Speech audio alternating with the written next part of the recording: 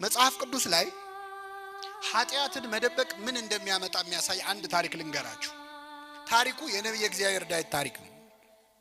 ዳዊት በሕይወቱ እድሜውን ሙሉ ያለቀሰባት አንድ ኃጢአት ሰርቷል። ምንድነው ካላችሁ በመጀመሪያ ስራ መፍታት ነው። ስራ ፈቶ በቤቱ ሰገነት ላይ ሲመላለስ ኦሪዮ የተባለ ኬጢያዊ ሰው ሚስት ገላዋን ስትታጠብ አየ። ባየ ጊዜ ልቡ በዝሙት ጦር ተነደፈ። ማናት ይቺ ሴት ብሎ ጠየቀ። የኬጢያዊው የኦሪዮ ሚስት ናት አሉ። ዳዊትም አስመጣት። ተመልከቱ፣ ኃጢአት የሚጀምረው ማናት ሲባል የገሌ ሚስት ናት ሲባል ማቆም አለብህ። ባለ ትዳር ነው ሲባል ማቆም አለብሽ።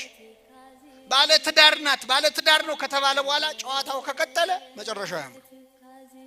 ማናት አለ፣ የኦሪዮ ሚስት ናት። አስመጣት፣ አስነወራት ይላል። ምን አላት?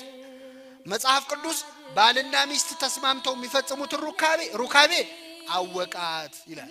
አዳም ሚስቱን ሔዋንን አወቃት ይላል። ከሕግ ውጭ ከሆነስ አስነወራት ይላል። ግብሩ አንድ ነው፣ ግን እግዚአብሔር የሚያየው በተለያየ አይነት ነው። ይችን ሴት አስመጣት፣ አስነወራት። ሴቲቱ ገላዋን ትታጠብ የነበረው ከወር ልማዷ ነጽታ ነበርና ወዲያውኑ ጸነሰች። ከዛ እንዳረገዘች ላከችበት መልእክተኛ። ጉድ ነው እንግዲህ፣ እግዚአብሔር ያሳያችሁ። ንጉስ የወታደር ሚስት ቀምቶ፣ ዳዊትን ያህል ንጉስ የወታደር ሚስት ቀምቶ ከሱ ልጅ ጸነሰች ቢባል ለስሙ ጥሩ ነው አይደለም። ስለዚህ ዳዊት ምን አረገ? ጦር ሜዳ ደብዳቤ ልኮ ኬጢያዊውን ኦሪዮን አስመጡልኛል። ኦሪዮ ተልኮ መጣ። ንጉሱ ፊት ቀረበ፣ ሰላምታ ቀረበ። ዳዊት ምን አለው? እንዴት ነህ? ጦሩ እንዴት ነው? ሰላም ነው ወይ አለው። እግዚአብሔር ይመስገን፣ ታቦተ ጽዮንን ይዘን እግዚአብሔር አልተወንም፣ ጠላቶቻችንን ድል እየነሳን ነው አለ። በልሽ ወደ ቤት ግባና አረፍ በላለው። ዓላማው ምንድነው? ዳዊት ገብቶ ከሚስቱ ጋር እንዲተኛና ልጁ የማን ነው እንዲባል፣ የእሱ ነው እንዲባል ግባና ተኛ አለው። ምግብ አስይዞ ላከው ይላል። ከቤተ መንግስት ምግብ። የቤተ መንግስት ምግብ በነገራችን ላይ በጣም መጥፎ ነው፣ መዘዝ አለው። የቤተ መንግስት ምግብ አንዴ ከቀመስከው ቀጥሎ ሞት ነው የሚከተለው። እና ምግብ አስጭኖ ወደ ቤቱ ላከው። ኦሪዮ ውጭ አደረ። ከዛ ዳዊት ሲያጣራ ውጭ አደረ። ምን ነው አለው? የእግዚአብሔር ታቦት በደጅ አድራ፣ ታቦተ ጽዮን በደጅ አድራ፣ የእስራኤል ጎበዞች ወጣቶች ከጠላት ጋር እየተናነቁ እንዴት እኔ ገብቼ ከሚስቴ ጋር ተኛለሁ አለ። ከኔ ጋር ናችሁ? ኬጢያዊው ኦሪዮ ለዳዊት ስለ ታቦተ ጽዮን ክብር ይንገረው። በእውነት አንዳንዴ እኮ የማያምኑ ሰዎች ከኛ ተሽለው ይመክሩናል እኮ። የእግዚአብሔር ታቦት በደጅ አድራ፣ እንዴት እኔ ከሚስቴ ጋር ገብቼ ተኛለሁ አለ። ከምን ጋር ገብቼ?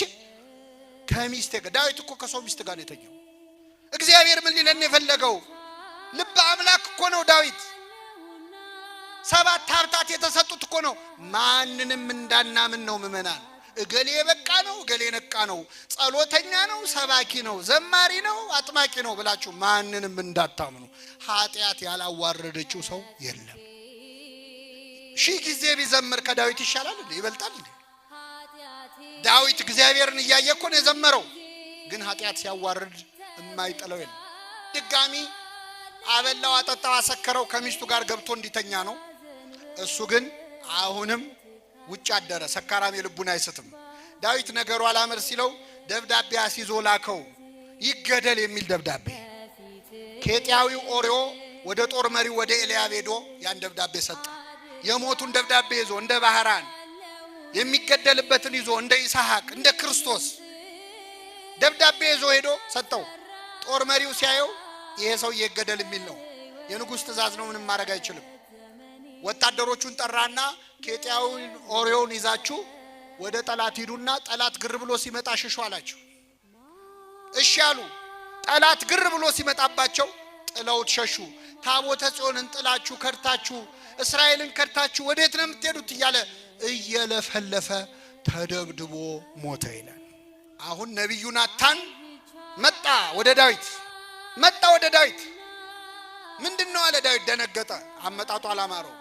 እረ ንጉሥ ሆይ በአገር ትልቅ በደል ተሰርቷል አለ። ምን ነው? ምን ተፈጸመ አለ። አንድ ሰው ብዙ በጎች ነበሩት አለ። ባለጸጋ ሰው ነው። ብዙ በጎች ነበሩት። ከጎረቤቱ ደግሞ አንዲት በግ ብቻ ያለችው ደሃ ሰውዬ ነበረ። ይህ ደሃ ሰው ወደ ሩቅ አገር ሲሄድ ይችን አንዲት በግ ጥሎ ላለመሄድ ብሎ ለጎረቤቱ ለባለጸጋው ብዙ በግ ላለው ባለሀብት አደራ ብሎ ይችን አንድ በግ ሰጠው። እስከመጣ ጠብቅልኛል። እሺ ብሎ ይህንን በግ ተቀበለ የባለጸጋ። ከዚያስ እንግዳ መጣበት የባለጸጋ። እንግዳ ሲመጣበት ግን ካሉት በጎች መካከል ማረድ ሳስቶ የዚህን ሰውዬ አንዲት በግ አረደበት። ይህ በደል ተፈጽሟል በአገር አለው። ዳዊት አዘነ። ይሄ ሰው ምናምንቴ ነው አለ። ስለ አንድ ፈንታ 4 እጥፍ ይመልሳል። ስንት እጥፍ? ንጉሥ ሆይ የፈረድከው በማን ላይ ነው? በራስ ላይ ነው። ያ ሰው አንተ ነህ አለው። ያ ሰው አንተ ነህ። አቤት የሰው ኃጢአት ስንሰማ ደስ ይለናል። ወደኛ ሲዞር እንዴት ያስደነግጣል። ያ ሰው አንተ ነህ። 100 በጎች አሉት የተባልከው እግዚአብሔር ባይፈቅደውም ዳዊት ብዙ ሚስቶች ብዙ ቁባት ነበሩት። አንተ ነህ ባለ ብዙ ሚስት አንተ ነህ። አንዲት በግ አለው የተባለ ኦሪዮ ነው። አምኖ ጥሎልህ ሄደ ጦር ሜዳ ሊዋጋ። እንግዳ መጣበት የተባለው ፍትወትህ ነው፣ ጊዜያዊ ስሜትህ ነው። ከብዙ ሚስቶች ጋር ልታሳልፍ ስትችል አደራ ብሎ የሰጠህን አንድ ሚስቱን ወሰድክበት፣ እሱንም ማስገደልከው። ንጉሥ ሆይ የፈረድከው በማን ላይ ነው? በራስ ላይ ነው። ዳዊት ይገርማቸዋል ምእመናን። ስለ አንድ ፈንታ ስንት እጥፍ ይመልስ ነው ያለው? 4 እጥፍ መለሰለት እግዚአብሔር። 4 እጥፍ። እንዴት? ከዚህ ሴት ከቤርሳቤ ከኦሪዮ ሚስት የተወለደው ልጅ ጥቂት ቀን ታሞ ዳዊት አልቅሶ ማርልኝ ብሎ ጮሆ እግዚአብሔር አልሰማውም። ልጁ ሞተ። አንድ በሉ። 2 የዳዊትን ሴት ልጁን ወንድ ልጁ አምኖን የሚባል ወንድ ልጁ ተነስቶ ትዕማር ትባላለች የገዛ እህቱን ደፈራት። የገዛ እህቱን በቁሟ ቀበራት፣ አዋረዳት። ዳዊት አለቀሰ። ስንት ሆነ?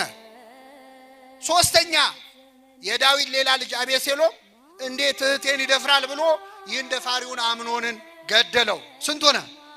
3 ገዳዩ አቤሴሎም ደግሞ ዳዊት ላይ አምጾ በጦር ሜዳ ተገደለና ሞተ። ስንት ሆነ? 4 እጥፍ መለሰለት እግዚአብሔር። አንዳንዴ እግዚአብሔር የማይሰማ መስሎን እንዲያርግብኝ እንዲጨምርብኝ እንደዚህ እንዳትሉ ምእመናን። የቃልህን ፍሬ ሊያበላህ ይችላል እግዚአብሔር፣ የማይሰማ እንዳይመስላችሁ።